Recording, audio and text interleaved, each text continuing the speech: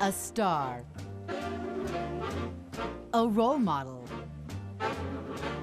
an independent spirit. Katharine Hepburn. Her name is the embodiment of style, a zest for life, and a woman who was so much more than the part she played. Today, On the Block takes you to Sotheby's, New York for a very special preview of their June 2004 Katharine Hepburn estate sale, including some of the most cherished items from her estate. From personal papers to meaningful mementos, exotic furnishings to her signature style. Today, property from the estate of an American icon, Katharine Hepburn, goes on the block.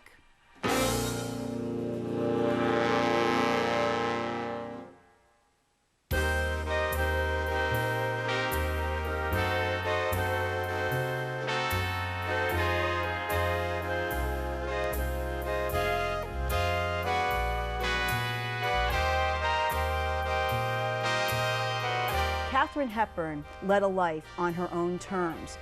In the 1930s, she was the prototype for the 21st century woman. She went to Hollywood on her own terms, she negotiated her contracts on her own terms, and she even was quoted at one time that she led her life like a man. And the reason being was the family behind her. Her father was a physician out of Hartford, Connecticut, who specialized in venereal disease. Her mother was a suffragette who helped found Planned Parenthood with Margaret Sanger. This is the family, this unconventional family in a very conservative town that she grew up with in her childhood. And they told her when she was young that she could do anything that she wanted to do. And she kept that anchor behind her all her life. And because of that, women look up to her because she was independent. When she wanted to marry, she married. When she didn't want to marry, she didn't marry. She went out with who she wanted to go out with. She traveled where she wanted to go. She acted when she wanted to. She painted when she wanted to. She did it all on her own terms, and she excelled at that. And you look at 2004, and everything that she did over the last 70 years is still as relevant and fresh today as it was 70 years ago.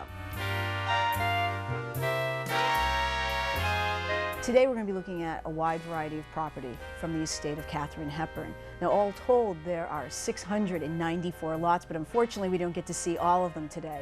But we're going to see about 30 or 40, and they're going to be from different parts of her life. We're going to take a view of her biography, her history, some relics from stage and screen, some mementos from her romances with Howard Hughes and Spencer Tracy, some souvenirs from her travels, and then a few pieces of furniture and decoration from her homes, as well, of course, the big secret of Katharine Hepburn that many people didn't know for years is that she was an artist, and we're going to take a look at some of her artwork.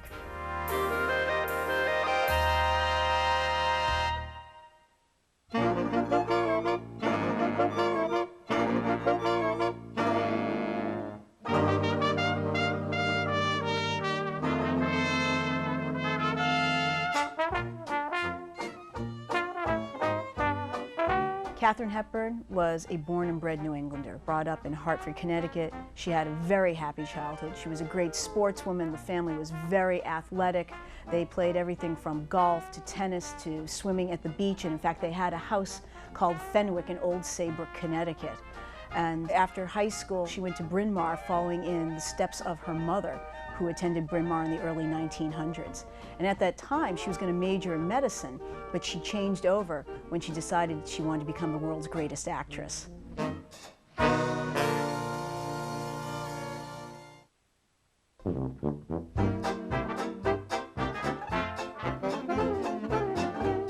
Lot number 2 is a childhood photograph and a lock of her baby hair.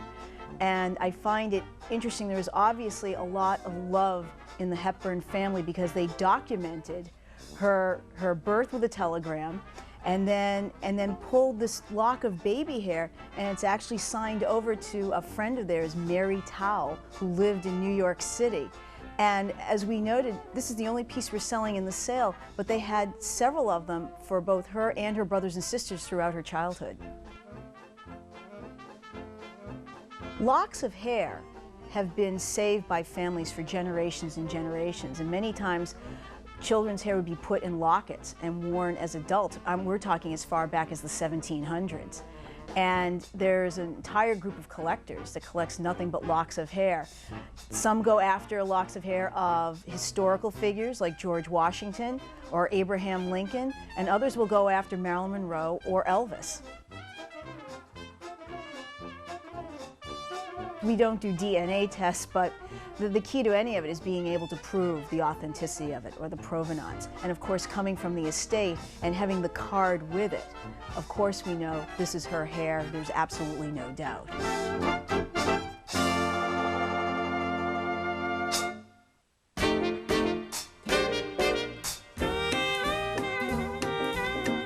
Lot 11, we're offering, and I find this amazing that she saved them, a lot of her class papers and notes from Bryn Mawr. And I believe these are from her freshman year because these are basically calculus papers and math papers, which is at the time she was looking to study medicine. And then of course she changed over to studying acting. Again, I find it amazing she actually saved these for all these years, and we have them in front of us, and it appeared that she was a pretty good student. Class papers from Bryn Mawr are going to appeal to basically two types of collectors, one a little more narrow than the other. It's going to appeal to someone who likes to have handwritten materials from an entertainer, which oftentimes also goes into the same category as canceled checks, driver's licenses, passports. But then you're also going to have people that approach it from a scholarly point of view. I would assume that alumni from Bryn Mawr would be very, very interested because she's the most famous alumnus from Bryn Mawr College.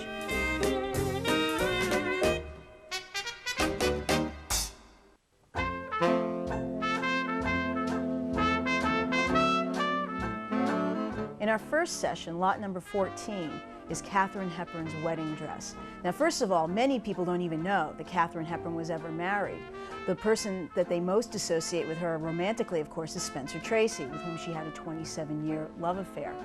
But when Katharine Hepburn was at Bryn Mawr, she met Ludlow Ogden Smith her junior year. And they started a courtship which culminated in their getting married December 12, 1928. She was 21 years old. And we have the dress that she was married in. Now, oddly enough, she talks about it in Me, in her autobiography. But for the life of us, and we've gone through the entire estate archive, we cannot find a photo of Miss Hepburn and Ludlow Ogden Smith together on her wedding day. But this occasion had to be important to her because she spends a half a page just describing the dress, which she kept all her life. And the dress is fabulous. It's like no wedding dress you've ever seen. And I'm guessing that she actually bought it when she went to Paris the year before with her friend Alice Palache. Because to Babin, it's a French designer, it's couture, but it actually looks sort of like an ethnic flapper dress. It's ivory crushed velvet. It's heavy brown embroidery on the collar and on the sleeves. And it's really quite spectacular. But it's not like any wedding dress I've ever seen, but of course, Katharine Hepburn's not like any other person I've ever known either. So, amazing dress.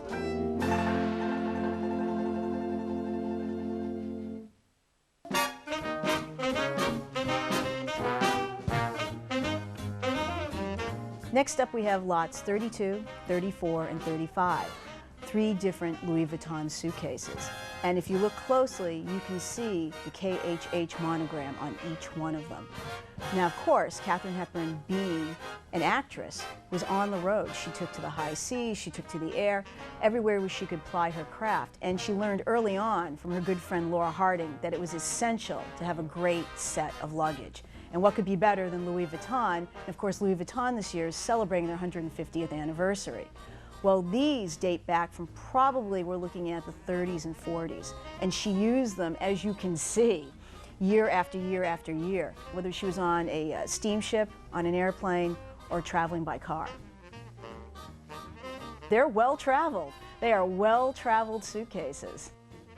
Miss Hepburn really enjoyed buying great things and using them. She did not believe in putting things in a drawer or in a closet. She used what she had. oftentimes people look at condition, and if there's wear and tear, they look at it as a negative. However, a lot of times, particularly in celebrity-based auctions, wear is a great thing because it also adds to authenticity and provenance. And again, it shows that something was very close to that person.